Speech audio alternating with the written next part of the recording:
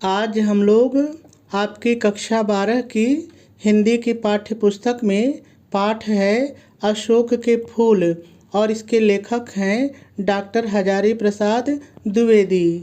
आज हम लोग इस पाठ के इस गद्यांश पर आधारित आपकी बोर्ड की परीक्षा में पूछे जाने वाले संभावित प्रश्नों को हल करना सीखेंगे। देखिए, आपको पता है कि आपके बोर्ड के पेपर में इसी तरह से गद्यांश दिया रहता है और गद्यांश के नीचे इस तरह से 5 प्रश्न दिए रहते हैं। 5 ही प्रश्न रहते हैं। यहाँ पर मैंने 6 प्रश्न आपको समझाने के लिए लिया हुआ है, लेकिन आपके पेपर में कोई 5 ही प्रश्न आएंगे और इन सभी प्रश्नों का उत्तर आपको गद्यांश में ही मिल जाता है। बस आपको गद्यांश ध्यान से पढ़ना होता है और उत्तर को समझ करके ढूंढने की कोशिश करनी होती है। और उसमें भी देखिए, यदि आपने किसी भी गद्यांश की व्याख्या को अच्छी तरह से समझ लिया है तो उस गद्यांश पर आधारित जितने भी प्रश्न होते हैं उनका उत्तर आप बहुत आसानी से ढूंढ लेते हैं, कहीं कोई दिक्कत नहीं होती है। तो चलिए, सबसे पहले हम लोग इस पूरे गद्यांश की व्याख्या को ही समझ लेते हैं, फिर उसके बाद हम लोग एक एक प्रश्न पढ़ेंगे और इन सभी प्रश्नों का उत्तर लिखना सीखेंगे। तो देखिए, इस गद्यांश में है क्या कि जो लेखक डॉक्टर हजारी प्रसाद द्विवेदी जी हैं वो अशोक के फूल को सामंती सभ्यता का प्रतीक मानते हैं और कहते हैं कि समय के साथ जब सामंती सभ्यता समाप्त हो गई, सामंत समाप्त हो गए, तो अशोक के फूल का भी महत्व कम हो गया। लेकिन वो कैसे बता रहे हैं, चलिए हम लोग एक एक लाइन के माध्यम से सीखते हैं। तो लेखक डॉक्टर हजारी प्रसाद द्विवेदी जी कहते हैं कि अशोक का वृक्ष जितना भी, देखिए जितना भी का मतलब है चाहे जितना भी, तो हम लोग कह सकते हैं अशोक का वृक्ष चाहे जितना भी मन को आकर्षित करने वाला हो, मनोहर, मन को मोहित करने वाला हो, मन को आकर्षित करने वाला हो। लेखक पुनः कहते हैं कि अशोक का वृक्ष चाहे जितना भी रहस्यमय हो, यानी रहस्य से भरा हुआ हो। अब रहस्यमय का क्या मतलब है, जरा सा समझ लीजिए। देखिए, जब हम लोगों ने इस गद्यांश के पहले वाले गद्यांशों को पढ़ा था तो वहाँ पर हम लोगों ने देखा था कि जो संतान कामिनी स्त्रियाँ होती थीं, यानी जिनको संतान चाहिए होती थी, वो अशोक के वृक्ष के पास जाती थी और संतान प्राप्ति की कामना करती थीं। और लेखक कहता है कि उस अशोक के वृक्ष में न जाने कौन सी रहस्यमय शक्ति थी जिससे वह उनकी इच्छा की पूर्ति करता था। ठीक है, यही लेखक कह रहा है। तो इतना फिर से देख लीजिए। तो लेखक कहते हैं अशोक का वृक्ष चाहे जितना भी मन को आकर्षित करने वाला हो, मन को मोहित करने वाला हो, अशोक का वृक्ष चाहे जितना भी रहस्य से भरा हुआ हो, अर्थात संतान कामिनी स्त्रियों की इच्छा की पूर्ति करने वाला हो। अशोक का फूल, पुनः कहते हैं लेखक, अशोक का फूल चाहे जितना भी सौंदर्य से भरा हुआ हो, अलंकार में मतलब सुंदरता से युक्त हो, सौंदर्य से भरा हुआ हो, परंतु है वह उस विशाल सामंत सभ्यता की परिष्कृत मतलब बदली हुई, परिवर्तित, जो थोड़ा परिवर्तन के साथ आए, परिष्कृत रुचि का मतलब इच्छा का ही प्रतीक है। अब इसका क्या मतलब हुआ, जरा सा समझ लीजिए। देखिए, लेखक यहाँ पर आपसे ये कह रहे हैं कि अशोक का वृक्ष चाहे जितना भी मन को मोहित करने वाला हो, वह चाहे जितना रहस्य से भरा हो, वह चाहे जितना अलंकार में हो, सौंदर्य से युक्त हो, यानी उसमें कितनी भी विशेषता हो, लेकिन वह जो अशोक का वृक्ष है वह उस विशाल सामंती सभ्यता की, देखिए सामंती सभ्यता का क्या मतलब है, जरा सा समझ लीजिए। देखिए, जब राजशाही थी, जब राजा शासक होते थे तो राजाओं के नीचे सामंत होते थे। देखिए, राजा सीधे सीधे प्रजा का शोषण तब नहीं करता था, प्रजा का शोषण सामंत करते थे। उनको कम मजदूरी देना, ज़्यादा काम कराना, उनका शोषण करते थे और जो उनसे पैसा वसूल होता था वो कुछ राजा के पास जाता था और कुछ जो है सामंत, जो जमींदार थे, उनके पास रहता था। ठीक है, तो उसको हम सामंती व्यवस्था कहते हैं। तो लेखक यही कह रहा है कि अशोक के फूल में चाहे जितनी अच्छाइयाँ हों, लेकिन वह विशाल जो है सामंती सभ्यता का, सामंती प्रथा का ही बदला हुआ रूप था, उसी का प्रतीक था। ठीक है, इसको अगर साधारण शब्दों में थोड़ा सा कहें तो हम ये कह सकते हैं कि जो अशोक का वृक्ष था वह विशाल सामंती सभ्यता का प्रतीक था। जो साधारण प्रजा के जो मतलब यानी कि जो सामंती सभ्यता थी, ठीक है। तो जो सामंती सभ्यता थी वह साधारण प्रजा के परिश्रमों पर पली थी, यानी उनके शोषण पर पली थी। यानी जो प्रजा थी वो मेहनत करती थी, मजदूरी करती थी, और जो जमींदार थे, जो सामंत थे, वो उनको पूरी मजदूरी नहीं देते थे, उनका शोषण करते थे। आगे कहते हैं कि उसके रक्त के संसार कणों को, उसके यानी प्रजा के, कहते हैं कि जो सामंती सभ्यता थी वो उसके यानी प्रजा के रक्त के संसार के कणों को, देखिए रक्त के संसार के कणों का मतलब है उनके खून पसीने की कमाई को खा करके ही बड़ी हुई थी। कौन बड़ी हुई थी? ये जो सामंती सभ्यता है। आगे लेखक कहते हैं और लाखों करोड़ों की, लाखों करोड़ों का मतलब यहाँ पर है जो लाखों करोड़ों मजदूर थे, जो किसान थे, तो लाखों करोड़ों मजदूरों किसानों की उपेक्षा का मतलब होता है तिरस्कार करना, अनादर करना, महत्व न देना। तो कहते हैं कि जो लाखों करोड़ों मजदूर किसान थे उनकी उपेक्षा से, उनका तिरस्कार करके, उनका अनादर करके ये लोग समृद्ध हुए थे, यानी सामंती सभ्यता समृद्ध हुई थी। समृद्ध का मतलब अमीर कह लीजिए, धनी कह लीजिए, धन्य धान्य से भरी हुई थी, ठीक है।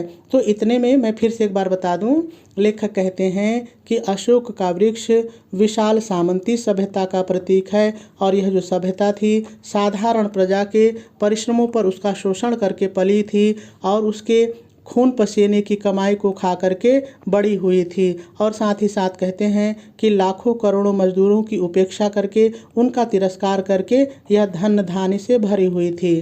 चलिए आगे देखते हैं। आगे लेखक कहते हैं वे सामंत उखड़ गए। बहुत प्यारी लाइन है, समझिएगा इसको। कहते हैं कि वो सामंत जो प्रजा का शोषण करते थे, उनके खून पसीने की कमाई खाते थे। समय बदला और जब प्रजा जागृत हुई, प्रजा के अंदर जो है चेतना आई, तो उसने सामंती सभ्यता को समाप्त कर दिया, विद्रोह किया, और सामंत उखड़ गए, सामंत समाप्त हो गए। और सामंतों के जो समाज थे, जो सामंतशाही व्यवस्था थी, जो उनके समाज थे, वो भी ढह गए, वो भी समाप्त हो गए। और जब सामंत उखड़ गए, सामंती समाज ढह गया, तो उनके जो त्यौहार थे, मदनोत्सव, ये जो सामंती परिवार थे उनकी स्त्रियां विशेष रूप से मनाती थी, तो कहते थे कि उनके त्यौहार की, मदनोत्सव की धूमधाम भी मिट गई। अब यहाँ पर बात समझिए। देखिए लेखक ने ऊपर कहा कि जो अशोक का वृक्ष है वो विशाल सामंती सभ्यता का प्रतीक है। और देखिए जब सामंत उखड़ गए, समाज ढह गए, तो इस सामंती व्यवस्था का जो प्रतीक था, और देखिए यहाँ पर त्यौहार भी उनके समाप्त हो गए, तो जो सामंती सभ्यता का प्रतीक अशोक का वृक्ष था उसको भी लोगों ने भुला दिया, उसका भी अस्तित्व समाप्त हो गया। यानी आप बात मेरी समझ रहे होंगे कि अशोक का जो वृक्ष था वो सामंती सभ्यता का प्रतीक था, और जब प्रजा जागी, उसमें चेतना आई, उसने देखा कि ये तो हमारा शोषण करते हैं, विद्रोह किया, और सामंत उखड़ गए, समाज ढह गए, उनके त्यौहार समाप्त हो गए, और ऐसे में जो अशोक का वृक्ष था उसका महत्व भी कम हो गया। चलिए आगे देखते हैं। अब आगे लेखक कहते हैं संतान कामिनियों को गंधर्वों से अधिक शक्तिशाली देवताओं का वरदान मिलने लगा। यहाँ तक की बात को समझिए। अब यहाँ पर लेखक कह रहे हैं कि वो स्त्रियाँ जो संतान की प्राप्ति के लिए गंधर्वों से आशीर्वाद लेने जाती थी, उनसे वरदान लेने जाती थी, अब उन संतान कामिनी स्त्रियों को गंधर्वों से भी अधिक शक्तिशाली देवताओं का वरदान मिलने लगा। और वो देवता कौन थे? तो पहला नाम आता है पीर। देखिए पीर वैसे तो जो इसका अर्थ होता है वृद्ध, लेकिन देखिए इसके पहले गद्यांश में हम लोगों ने देखा कि मुस्लिम संस्कृति का प्रादुर्भाव हुआ, मुस्लिम राजा बने, और उसके बाद जो है एक पीर नया देवता आया। ठीक है, तो ये इस्लामिक संस्कृति के एक तरह से देवता हैं। हम लोग पीर पर जाते हैं, मजार पर जाते हैं, तो कहते हैं कि गंधर्वों से भी अधिक मजबूत देवताओं के वरदान मिलने लगे। जैसे पीरों ने उनका स्थान ले लिया, गंधर्वों ने, भूत भैरवों ने, अब नए मजबूत देवता कौन आए? भूत भैरव आ गए। पीर के बाद आप इनको जो है शंकर कह सकते हैं, भूत भैरव, काली आ गई, दुर्गा आ गई, और यक्षों की जो इज्जत थी वो घट गई। यक्षों और गंधर्वों की जो इज्जत थी घट गई। क्यों घट गई? क्योंकि अब जो लोग थे उनको गंधर्वों और यक्षों के विकल्प में उनसे भी शक्तिशाली देवता मिल गए, तो इनकी इज्जत घट गई, और कहते हैं दुनिया अपने रास्ते चली गई। और देखिए जब यक्षों और गंधर्वों से भी अच्छे देवता लोगों को मिल गए, तो लोगों ने उनकी उपेक्षा कर दी, अब वो अप्रासंगिक हो गए, और दुनिया इन देवताओं को छोड़ करके आगे चली गई। लेखक आगे कहते हैं कि अशोक पीछे छूट गया और जब दुनिया इन देवताओं को और सामंतशाही व्यवस्था को ढकेल करके समाप्त करके जब आगे बढ़ गई तो सामंती सभ्यता का जो प्रतीक था अशोक का वृक्ष वह भी पीछे छूट गया, यानी अप्रासंगिक हो गया। अब मानव जीवन में, तत्कालीन मानव जीवन में अब उसकी कोई आवश्यकता नहीं रह गई। ठीक है, देखिए यही इसकी व्याख्या है। चलिए अब इस पर आधारित प्रश्नों को हम लोग हल करना सीखते हैं। तो देखिए पहला प्रश्न आपसे पूछ रहा है उपर्युक्त गद्यांश का संदर्भ लिखिए। तो चलिए हम लोग संदर्भ लिखते हैं। सबसे पहले हम लोग प्रश्नोत्तर नंबर डालेंगे। देखिए यहाँ पर मैंने प्रश्नोत्तर इसलिए नहीं डाला है कि आपके पेपर में जो रहे आप वही देख करके डालिए। यहाँ कोई कुछ भी आपको बताए उस पर केवल विश्वास करके प्रश्नोत्तर मत डालिए, ये बहुत ज़रूरी चीज़ होती है। जानते हैं यदि यहाँ प्रश्नोत्तर दूसरा हो जाए और यहाँ उत्तर आप दूसरा लिखेंगे तो कॉपी जांचने में बहुत दिक्कत होती है, फिर टीचर ना वो उसको झुंझलाहट होती है। तो ये आपको अपने से देखना है क्या होगा वही डालिएगा। ठीक है, आपने प्रश्नोत्तर नंबर डाल दिया। उसके बाद 1 से 2 लाइन छोड़ेंगे जो आपको अच्छा लगे। फिर उसके बाद हम लोग संकेत डाल करके 2 में से 1 गद्यांश जो हल करते हैं उसके शुरू का और डाट डाट करके अंत का लिख लेंगे। फिर पहले प्रश्न ने कहा था कि संदर्भ लिखिए, तो हम लोग नंबरिंग करेंगे और हेडिंग डालेंगे संदर्भ और डैश डाल करके लिखेंगे प्रस्तुत गद्यांश हमारी पाठ्य पुस्तक हिंदी के गद्य खंड में संकलित अशोक के फूल नामक निबंध से उद्धृत है, या कह सकते हैं शीर्षक से उद्धृत है, या कह सकते हैं पाठ से लिया गया है। जो आपको अच्छा लगे कोई एक लिख सकते हैं। इसके लेखक डॉक्टर हजारी प्रसाद द्विवेदी जी हैं। पूर्ण विराम लगा देंगे और आपका संदर्भ पूरा हो जाएगा। चलिए दूसरा प्रश्न देखते हैं। दूसरा प्रश्न आपसे कह रहा है लेखक ने अशोक के वृक्ष को किसका परिष्कृत रूप माना है। देखिए या तो कहेगा माना है या कहेगा कि कहा है, तो जैसा भी प्रश्न रहेगा वैसा हम उत्तर लिख लेंगे। तो देखिए मैंने आपको बताया था कि लेखक ने अशोक के वृक्ष को सामंती सभ्यता का परिष्कृत रूप माना था। अब लिखेंगे कैसे, चलिए देख लेते हैं। तो फिर से आप उप नंबर डालेंगे और लिखेंगे लेखक ने अशोक के वृक्ष को विशाल सामंत सभ्यता की परिष्कृत रुचि का प्रतीक माना है। अगर रहेगा कहा है तो प्रतीक कहा है। ठीक है, और इसका उत्तर भी पूरा हो जाएगा। चलिए अगला प्रश्न देखते हैं। अगला प्रश्न कह रहा है अशोक के वृक्ष की प्रतिष्ठा कम होने का क्या कारण है। तो मैंने आपको विस्तार से बताया है कि चूँकि अशोक का वृक्ष सामंती सभ्यता का प्रतीक था और कालांतर में जब प्रजा जागृत हुई, लोग जागृत हुए तो सामंती सभ्यता को समाप्त कर दिया। और चूँकि सामंती सभ्यता समाप्त हुई और अशोक उसी का प्रतीक था तो उसका भी जो महत्व है, उसकी जो प्रतिष्ठा है वो कम हो गई। लिखेंगे कैसे, चलिए देख लेते हैं। तो आप नंबरिंग करेंगे और लिखेंगे अशोक का वृक्ष उस सामंती सभ्यता का प्रतीक था जो साधारण प्रजा के परिश्रम पर पली थी, उसके रक्त के संसार कणों को खाकर बड़ी हुई थी और लाखों करोड़ों की उपेक्षा से समृद्ध हुई थी। किंतु समय के साथ साथ वे सामंत उखड़ गए, समाज ढह गए और उसी के साथ अशोक के फूल की प्रतिष्ठा कम हो गई। और तीसरा उत्तर भी हो जाएगा। चलिए अगला प्रश्न देखते हैं। अगला प्रश्न आपसे कहता है कि लेखक ने अशोक के वृक्ष को रहस्यमय क्यों कहा है। तो यदि आपको याद हो तो मैंने बताया था कि अशोक का वृक्ष जो है वो संतान कामिनी स्त्रियों की इच्छा की पूर्ति रखने की रहस्यमय शक्ति रखता था, इसलिए जो लेखक है उसको रहस्यमय कह रहा है। लेकिन लिखेंगे कैसे, चलिए देख लेते हैं।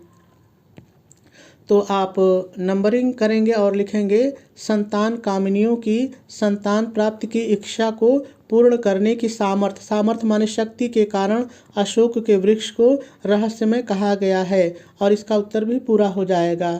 चलिए आगे देखते हैं।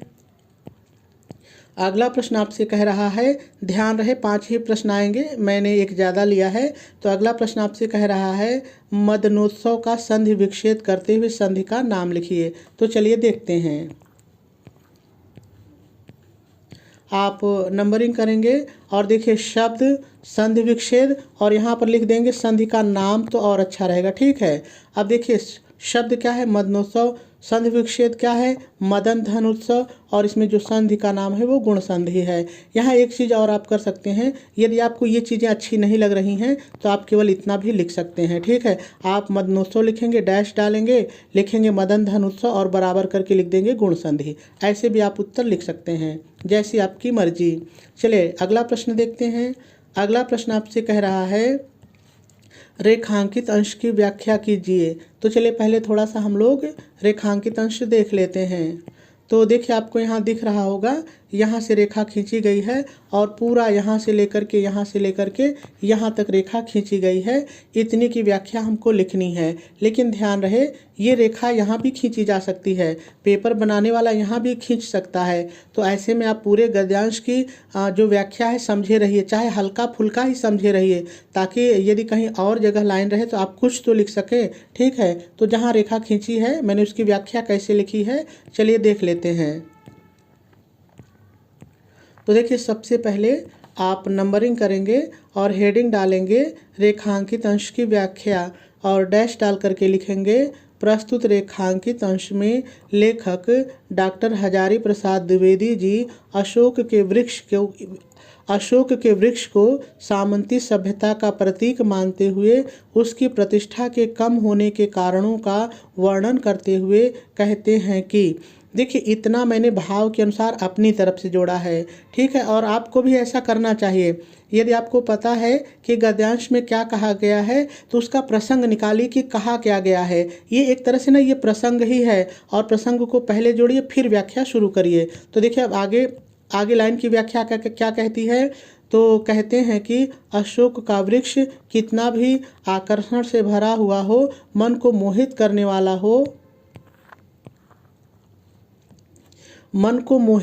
वाला हो, संतान कामिनियों की संतान की इच्छा को पूर्ण, यहाँ पर एक ही बार रहेगा, संतान की इच्छा को पूर्ण करने के कारण रहस्यमयी हो और सौंदर्य से परिपूर्ण हो, किंतु वह उस विशाल सामंती सभ्यता का ही प्रतीक है जो साधारण प्रजा के परिश्रम का शोषण करके पली थी, अर्थात जो उनके खून